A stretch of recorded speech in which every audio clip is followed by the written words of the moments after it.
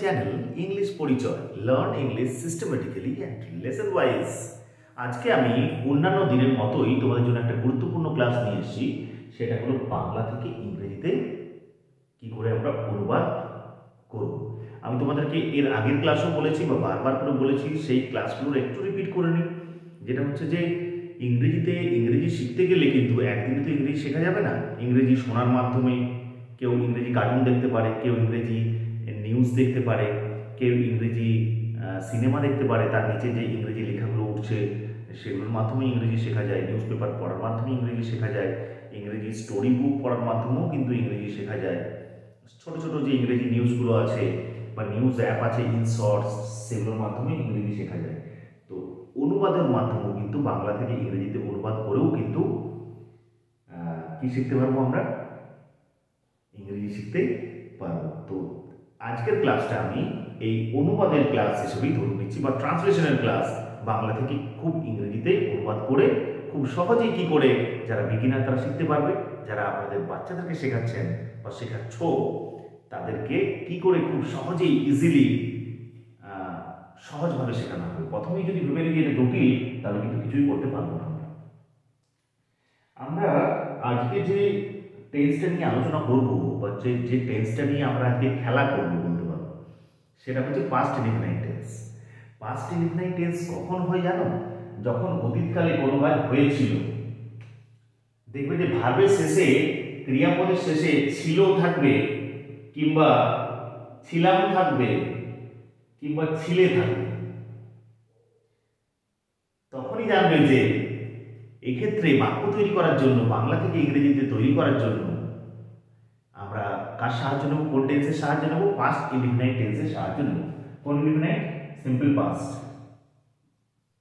Past বা past indefinite, বা যার অপর নাম হচ্ছে পাস্ট ইনডিফিনাইট। এই সিম্পল পাস্ট কখন ঘটে? অতীতকালে কোন কাজ হয়েছিল বোঝাতে। এর আগে আমি তোমাদেরকে রিকোয়েস্ট করবো যে আমার প্লেলিস্টে তোমরা যাবে এবং সেখানে সিম্পল পাস্ট বা পাস্ট ইনডিফিনাইট টেন্সের ক্লাস আলাদা করে করা আছে, যে কি করে পাস্ট ইনডিফিনাইট টেন্স ব্যবহার করতে হয় দৈনন্দিন জীবনে, লেখার কাজে আর বলার কাজে। তোমাদেরকে বারবার করে বলছি, যেগুলো শিখছি সেগুলো কিন্তু দৈনন্দিন জীবনে কি করবো, ব্যবহার করবো, না হলে কিন্তু শেখাটা ফালতু হয়ে যাবে লেখার কাজে and at the time of speaking। তাহলে সিম্পল পাস্ট টেন্সের অপর নাম, অন্য নাম হচ্ছে পাস্ট ইনডিফিনাইট টেন্স। যেমন সিম্পল প্রেজেন্টের অপর নাম প্রেজেন্ট ইনডিফিনাইট, ফিউচার ইনডিফিনাইটের সিম্পল ফিউচার, সেরকম পাস্ট ইনডেফিনাইট। এগুলো উচ্চারণ করে বলে শেখাতে হবে। তো পাস্ট ইনডিফিনাইট টেন্স কখন ব্যবহার করা হয়? বললাম যে অতীতকালে যখন কোনো কাজ ঘটেছিল বা হয়েছিল, তাহলে বাংলা ক্রিয়াপদের শেষে ছিল বা ছিলে বা ছিলে বোঝাবে, তখন কিন্তু বাংলা থেকে ইংরেজিতে অনুবাদ করার সময় আমরা কিন্তু পাস্ট ইনডিফিনাইট টেন্সের সাহায্য নেব। বাক্য কি করে তৈরি করব পাস্ট ইনডিফিনাইট টেন্সে? পাস্ট ইনডিফিনাইট টেন্সে বাক্য তৈরি করতে গেলে আমাকে কি করতে হবে? সাধারণ বাক্য তৈরি করতে গেলে, আমরা সাধারণ বাক্য যদি তৈরি করতে যাই, প্রথমে কর্তা দিতে হবে বা সাবজেক্ট, বাক্যে যে কাজটি করছে বা যার সম্বন্ধে বলা হচ্ছে, যুক্ত ভার্বের, মূল ভার্বের পাস্ট ফর্ম। মূল ভার্বের কোন ফর্ম? মূল ভার্বের পাস্ট ফর্ম। এই জন্য বলেছি বারবার করে, আমি আরো বলছি যে ভার্বের যে রূপগুলো, এগুলো বারবার করে সবসময় বেশি করে মুখস্থ করতে হবে। কোনো জিনিস মুখস্থ করার দরকার নেই, মুখস্থ একটা জিনিস করতে হবে, সেটা হচ্ছে ভোকাবুলারি বা শব্দ ভান্ডার। নাউন একদিন পড়লে, নাউন নাম বোঝালে তো নাউন হয়, গাছের নাম, ফুলের নাম, ফলের নাম, বডি পার্টসের নাম, কম কম করে লেখা বা বলা বা পড়া, উচ্চারণ করে করে, এগুলো কিন্তু বারবার করে করতে হবে। কোনোদিন অ্যাডজেক্টিভের নাম, কোনোদিন অ্যাডভার্বের নাম, কোনোদিন প্রিপোজিশনগুলো, কোনোদিন কনজাংশনগুলো, কোনগুলো কনজাংশন, তাদের বাংলা অর্থ কি, কোনোদিন হয়তো ইন্টারজেকশনগুলো, কোনোদিন হয়তো ভার্বের রূপগুলো, ভার্বের present form, past form, past participle form. Do, did, done. Take মানে নেওয়া, টেক টুক টেকেন। মেক মানে করা, মেক মেড মেড। লিখে লিখে অভ্যাস করবে। সোয়ের সোর সোর্ন, বিয়ার, সোয়ের মানে প্রতিজ্ঞা নেওয়া, সোয়ের সোর সোর্ন, বিয়ার মানে জন্ম নেওয়া, বিয়ার বোর্ন বোর্ন, টিয়ার মানে ছিঁড়ে ফেলা, টিয়ার টোর টোর্ন। তোমরা কিন্তু এগুলো বারবার বারবার করে অবশ্যই দেখবে। আমি চেষ্টা করবো যে এগুলোর পিডিএফ যদি আমি কোনো একটা ভিডিওতে দিয়ে রাখতে পারি, শেষে তার ডেসক্রিপশন বক্সের নিচে আমি অবশ্যই দিয়ে রাখবো তোমাদেরকে। সেখান থেকে তোমরা সেগুলো কালেক্ট করে নেবে বা ইন্টারনেট থেকে এখন পেয়ে যাবে, যে কোনো বই থেকে পেয়ে যাবে। তাহলে বাক্য তৈরি করতে গেলে কর্তাকে বসাতে হবে, মূল ভার্বের পাস্ট ফর্ম বসাতে হবে, যুক্ত অবজেক্ট বসাতে হবে। অবজেক্ট থাকলে থাকবে, না থাকলে না থাকবে, যে যা থাকবে তাই, শেষে ফুল স্টপ। এটা হলো সাধারণ বাক্য। পাস্ট ইনডিফিনিট টেন্সে সাধারণ বাক্য তৈরি করার জন্য, সাধারণ বাক্য বলতে আমি একটা দেখাই দিই তোমাদেরকে, যে ধরো তোমাদেরকে এটাকে নিয়ে দেখাই দাও, তুমি কি আমায় ডেকেছিলে। এখন আমার ট্রান্সলেশনটা দেখো, তুমি কি আমায় ডেকেছিলে, এটা তো প্রশ্নবোধক বাক্য। কোন কালে ডেকেছিলে? অতীত কালে ডেকেছিলে। তাহলে অতীতকালে কোন কাজ সাধারণভাবে ঘটেছিল বা হয়েছিল বোঝাতে বাক্য তৈরি করার জন্য বাংলা থেকে ইংরেজিতে আমরা পাস্ট ইনডিফিনিট টেন্সের সাহায্য নেব। কিন্তু প্রশ্নবোধক বাক্য সেটা তৈরি করবো কি করে? সাধারণ বাক্য হলে তো খুব সহজেই তৈরি করে দিতাম, কর্তা বসাতাম, মূল ভার্বের পাস্ট ফর্ম বসাতাম, অবজেক্ট বসাতাম, যা থাকবে তাই বসাতাম, শেষ ফুল স্টপ। এটা যদি থাকতো যে তুমি, এটা যদি থাকতো যে তুমি আমায় ডেকেছিলে, তুমি আমায় ডেকেছিলে, তখন কোন কালে ডেকেছিলে? অতীতকালে ডেকেছিলে। অতীতকালে সাধারণভাবে হয়েছিল, বাক্য তৈরি করার জন্য তোমরা পাস্ট ইনডিফিনিট টেন্স ব্যবহার করে দিতে। কি করে করতে?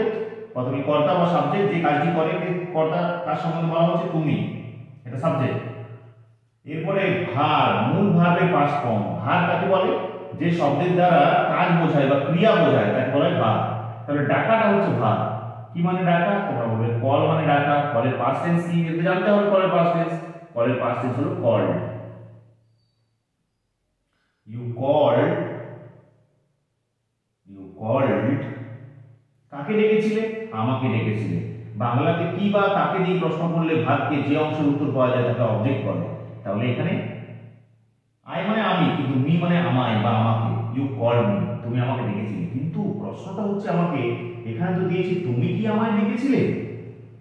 প্রশ্নবোধক বাক্য, টেন্সটা হচ্ছে পাস্ট ইনডিফিনিট টেন্স, অতীতকালে কাজটা সাধারণভাবে করেছিল, কিন্তু বাক্যটা হচ্ছে প্রশ্নবোধক বাক্য, কোশ্চেন বা ইন্টারোগেটিভ সেন্টেন্স। সেক্ষেত্রে বাক্য তৈরি করার জন্য আমরা কিভাবে বাক্যটা তৈরি করব, স্ট্রাকচারটা তৈরি করব।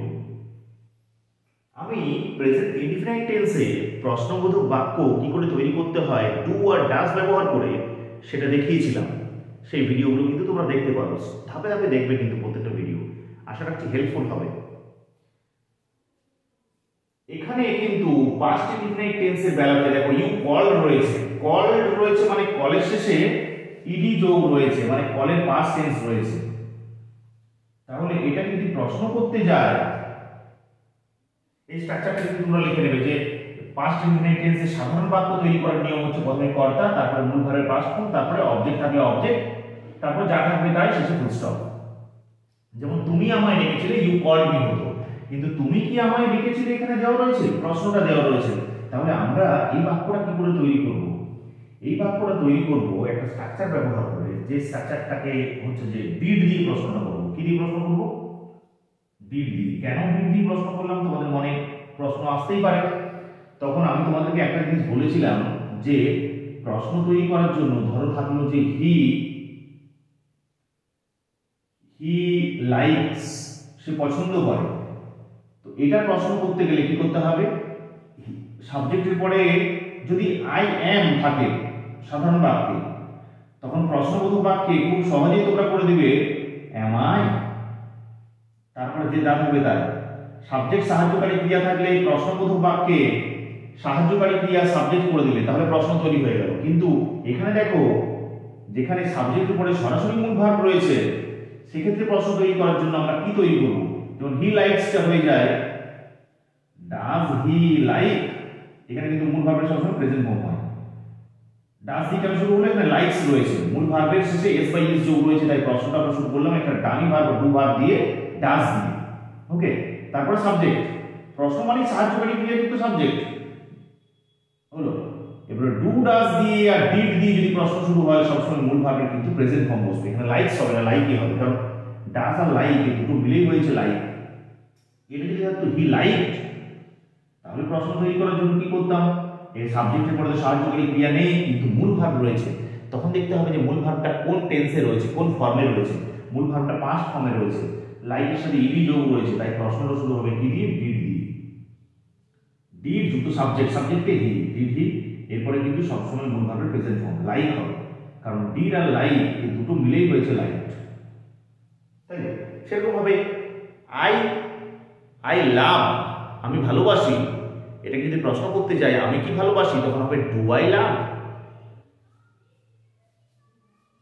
আমি কিন্তু ডু ডাজ আর ডিড দিয়ে কি করে প্রশ্ন তৈরি করতে হয় এর আগেও কিন্তু আমি ভিডিওটা দেখেছি, তোমরা প্লে লিস্টে যেতে পারো, সেখানে দেখে নিতে পারো, বা এখানে আমি বুঝিয়ে দিচ্ছি তোমাদেরকে। তাহলে যখনই দেখবে যে কাজটা হয়েছিল, ঘটেছিল, ছিল, ছিলাম, ছিলে থাকবে বাংলা ক্রিয়াপদের শেষে, তখন প্রশ্নবোধক বাক্য তৈরি করবে কি দিয়ে? প্রথমে শুরু করবে ডিড দিয়ে। ডিডের পরে সাবজেক্ট বসাবে, সাবজেক্ট বা কর্তা, বাক্যে যে কাজটি করে তাকে কর্তা বলে বা যার সম্বন্ধে বলা হয়। এরপরে সবসময় মূল ভার্বে প্রেজেন্ট ফর্ম বসাবে। মূল ভার্বের কি ফর্ম এটা লিখে নাও তোমরা, মূল ভার্বের প্রেজেন্ট ফর্ম বা বেস ফর্ম বসাবে। তারপরে যা থাকবে তাই, যেরকম থাকবে তাই, শেষে কিছু চিহ্ন, জিজ্ঞাসা চিহ্ন, আমার প্রশ্ন তৈরি হয়ে যাবে।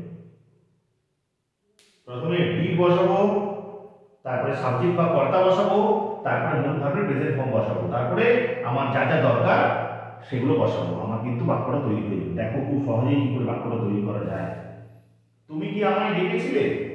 তাহলে এখানে দেখো প্রথমেই দেখে নিলাম যে ডেকেছিলে বাংলা ক্রিয়াপদের শেষে কাজটা হয়েছিল অতীতকালে, অতীতকালে কাজটা হয়েছিল, আর বাংলা ক্রিয়াপদের শেষে ছিলে রয়েছে, ছিল রয়েছে, ছিলাম রয়েছে, ছিলেন রয়েছে, ছিলাম রয়েছে, অতীতকালে কাজটা হয়েছিল। তখনই কিন্তু বাক্য তৈরি করব আমরা কি দিয়ে? পাস্ট ইনডিফিনাইট টেন্স ব্যবহার করে। তখন প্রশ্নটা হবে ডিড দিয়ে। তাহলে ডিড দিয়ে করব আমরা ডিড। এক নম্বরটা উত্তর কি হবে? ডিড। ডিড এবং সাবজেক্ট, সাবজেক্টকে তুমি, তুমি কি বলে? Did you. এরপরে কিন্তু মূল ভার্বের প্রেজেন্ট ফর্ম। কোনটা মূল ভার্ব? এই ডাকা। আমার এটা ভার্ব নয়, কিন্তু ডেকেছিল, ডাকাটা হচ্ছে মূল ভার্ব। কি মানে ডাকা? কল মানে ডাকা। প্রেজেন্ট ফর্ম হলো কল্ড হবে না কিন্তু, কারণ ডিড আর কল এই দুটো মিশেই হয় কল্ড। ডিড ইউ কল, কাকে ডেকেছিলে? আমায় ডেকেছিলে। Did you call me? হয়ে গেল প্রশ্ন তৈরি করা। এই স্ট্রাকচারটা ব্যবহার করে আমরা আজকের যে বাক্যগুলো তৈরি করব, বা অতীতকালে কোনো একটা কাজ ঘটেছিল প্রশ্ন তৈরি করার জন্য, সে কি কেঁদেছিল? তারা কি হেসেছিল? রাম কি কাজ করেছিল? আমি কি বনে গিয়েছিলাম? তারা কি স্কুলে গিয়েছিল? লাইটটা কি জ্বলেছিল? ফ্যানটা কি ঘুরেছিল? মোবাইলটা কি চলেছিল? এরকম ধরনের বাক্য তৈরি করতে আমরা কি করব? প্রথমে ডিড বসাবো, তারপরে সাবজেক্ট বসাবো বা কর্তা, বাকি যে কাজটি করছে বা যার সম্বন্ধে বলা হচ্ছে, তারপরে মূল ভার্বের প্রেজেন্ট ফর্ম বসাবো। মূল ভার্বের প্রেজেন্ট ফর্ম কোনটা? আমি বললাম যে ডু মানে করা, সেটা হচ্ছে প্রেজেন্ট ফর্ম। তার পাস্ট টেন্স হলো ডিড, তার পাস্ট পার্টিসিপল ফর্ম বা থার্ড ফর্ম হলো ডান। টেক প্রেজেন্ট ফর্ম, টুকটা থার্ড ফর্ম, টেকেনটা থার্ড ফর্ম। মেকটা প্রেজেন্ট ফর্ম, মেডটা হচ্ছে পাস্ট ফর্ম, মেডটা হচ্ছে থার্ড ফর্ম। ব্রিংটা প্রেজেন্ট ফর্ম, ব্রটটা পাস্ট ফর্ম, ব্রটটা থার্ড ফর্ম। এরকম করে কিন্তু তারপরেরটা করার চেষ্টা করি একই স্ট্রাকচার ব্যবহার করে। আমরা এখানে স্ট্রাকচারটা লেখা থাকে, আমরা খুব সহজেই করতে পারবো। দেখো তারপরটা 2 নম্বরটা, সে কি সকালে কাজটা করেছিল? তাহলে সে কি সকালে কাজটা করেছিল? 2 নম্বরটা দেখো, সে কি সকালে কাজটা করেছিল? তাহলে কাজটা করেছিল, কাজটা হয়েছিল, অতীতকালে হয়েছিল, মানেই কিন্তু বাক্যটা তৈরি করতে হবে। প্রশ্নবোধক বাক্য রয়েছে, তাই প্রশ্ন তৈরি করব কি দিয়ে? ডিড দিয়ে। ডিড। এবার সাবজেক্টকে সে, এটা ছেলেও হতে পারে, মেয়েও হতে পারে। আমি যদি ভাবি এটা মেয়ে, তাহলে সি, যদি ছেলে ভাবতাম তাহলে কি হতো? যে কোনো একটা করতে পারতাম। Did she. এরপরে কিন্তু মূল ভার্বের প্রেজেন্ট ফর্ম সবসময় আমি বললাম। কোনটা মূল ভার্ব? সকালে কি নয়, এটা নয়। কাজটা নয়, এটাও ভার্ব নয়। করেছিল তো ভার্ব, করেছিল, তাহলে কি মানে করা? ডু মানে করা, যার পাস্ট টেন্স হলো ডিড, থার্ড ফর্ম হলো ডান। কিন্তু এখানে আমাকে প্রেজেন্ট ফর্মটা ব্যবহার করতে হবে, ডু। Did she do? কিটা করেছিল? কাজটা করেছিল। বাংলায় কি দিয়ে প্রশ্ন করলে, কাকে দিয়ে প্রশ্ন করলে বাক্যে যে অংশের উত্তর পাওয়া যায় তাকে অবজেক্ট বলে। তাহলে did she do the task বা ওয়ার্ক? কখন করেছিল?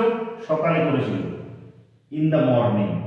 সকালের ক্ষেত্রে ইন দ্য মর্নিং হয়, ইভিনিং এর ক্ষেত্রে ইন দ্য ইভিনিং হয়, নাইটের ক্ষেত্রে কিন্তু অ্যাট নাইট হয়। এগুলো মনে রাখতে হবে সব।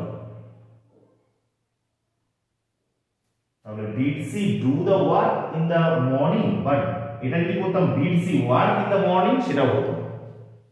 আমি যদি করতাম did she work, do the work না করে ওয়ার্ক করে দিলাম, ওয়ার্ক মানে কাজ করা, সেটাও হতো। Did she work in the morning, আবার did she do the work in the morning, তোমরা লিখে নিতে পারো। এরপর লক্ষ্য করো নাম্বার 3, তোমরা কি গত রাত্রে ঘুমিয়েছিলে? তাহলে যখনই দেখছো যে ঘুমিয়েছিলে কাজটা হয়েছিল অতীতকালে, প্রশ্নবোধক বাক্য, তাই বাক্যটা কি দিয়ে শুরু করবে বলো তো? তোমরা তো একটু আগেই বললাম তোমাদেরকে বাক্যটা কি দিয়ে শুরু করবে। বাক্যটা শুরু করবে তখন কিন্তু ডিড দিয়ে, এটা মুছে দিচ্ছি আমরা, তখন ডিড দিয়ে শুরু করবে বাক্যটা, এটাকে মুছে দিই। আশা করছি লেখা হয়ে গেছে বা স্ক্রিনশট দিয়ে নিতে পারো, বারবার করে ভিডিওটা দেখবে। তোমরা কি গত রাত্রে ঘুমিয়েছিলে? তাহলে তোমরা কি গত রাত্রে ঘুমিয়েছিলে? Number 3 translation. তাহলে এখানে ডিড দিয়ে প্রশ্নটা শুরু করব, অতীতকালে কাজটা হয়েছিল বোঝাচ্ছে প্রশ্নবোধক বাক্য, তাই ডিড দিয়ে প্রশ্নটা শুরু করলাম। ডিড এর পরে সাবজেক্ট তোমরা, ইউ মানে তুমি, ইউ মানে তোমরাও হয়, ডিড ইউ। এরপরে মূল ভার্বের প্রেজেন্ট ফর্ম, কি মানে কি করে বুঝবে যে বাক্যে এটা হচ্ছে ভার্ব? যে শব্দের দ্বারা কাজ করা বোঝাবে, কাজ বোঝাবে তাকে ভার্ব বলে। তাহলে ঘুমানোটা হচ্ছে ভার্ব, কাজ করা বোঝাচ্ছে। মানে যাই হোক, ডিড সি স্লিপ, যদিও তার মধ্যে আছে অ্যাকশন ভার্ব আছে কিছু, সেই ভার্বের কথাগুলো বলবো আমি পরে, সেগুলো এখন সহজভাবে শেখার চেষ্টা করো।